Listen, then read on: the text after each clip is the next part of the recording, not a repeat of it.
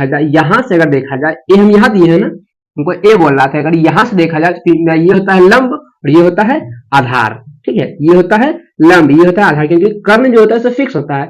90 degree की जो सामने का भुजा होता है वही कर्ण कहलाता है, सबसे बड़ी भुजा ही कर्ण कहलाती है। ठीक है, तो 90 डिग्री आपका यहाँ पे दिख रहा है। ठीक है, और इसके सामने का जो ई भुजा कर्ण है, ये तो आपका फिक्स है। और कर्ण, ठीक है, तो कर्ण हो गया। यहां से देखने पे ये होगा लंब, ये होगा आधार। ठीक है, और अगर यहां से देखते हैं तो फिर ये लंब और ये आधार, ये दोनों चीज चेंज होता है। लंब और आधार परस्पर चेंज होते रहता है, बट कर्ण जो है सो फिक्स रहता है। ठीक है, इसको ध्यान रखिएगा। तो कर्ण आपका सबसे बड़ी भुजा होगा और कर्ण आपका फिक्स है।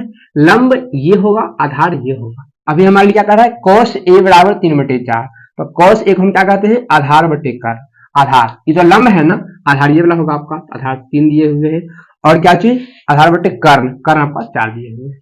तो क्यों ना हम ऐसा कर देते हैं, अगर मेरे पास 3 आधार दिए हुए हैं तो हम कह सकते हैं क्या चीज, आधार, भाई में क्या हो जाएगा, लंब। ठीक है, मेरे पास आधार दिए हुए 3 और कर्ण दिए हुए हैं 4। हमको लंब की आवश्यकता होगी, लंब की आवश्यकता होगी, क्योंकि cot a का जो वैल्यू है, cot a का वैल्यू, cot a में क्या होता है, आधार बटे लंब। तो लंब जानेंगे तो नहीं यहाँ पे हम पुट कर पाएंगे इस चीज को। ठीक है ना, इसलिए हम क्या करते हैं, पहले हुआ कि लंब को ही निकाल लेते हैं।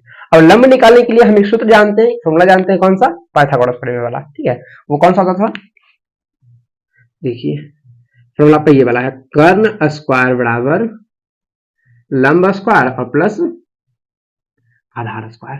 तो कर्ण स्क्वायर मीन्स 4 का स्क्वायर बराबर, लंब तो कुछ मालूम है ही नहीं, तो लंब स्क्वायर और प्लस आधार मेरे पास मालूम है कितना, 3 का स्क्वायर। ठीक है, अब इसके आगे जब देखते हैं तो क्या होगा, यहाँ पे 4 का स्क्वायर मीन्स कितना, 4 जगह 16 बराबर, लंब स्क्वायर को आप यहीं पे छोड़ दीजिए, फिर प्लस 3 का स्क्वायर मतलब 9। अब 16 यहाँ पे है, इस 9 को इधर भेज देते हैं, तो 16 में से जब घटेगा 9 यहाँ कितना आ जाएगा, यहाँ बचेगा सिर्फ लंब का स्क्वायर, और 16 में जब घटेगा 9 तो कितना आ जाएगा, 7। 7 बराबर लंब स्क्वायर, यहाँ पे स्क्वायर है भेजते तो फिर रूट के रूप में, मतलब √7 बराबर लंब। मेरे पास लंब का जो वैल्यू है तो कितना आ गया है, √7। ध्यान रखिएगा, √7। चलिए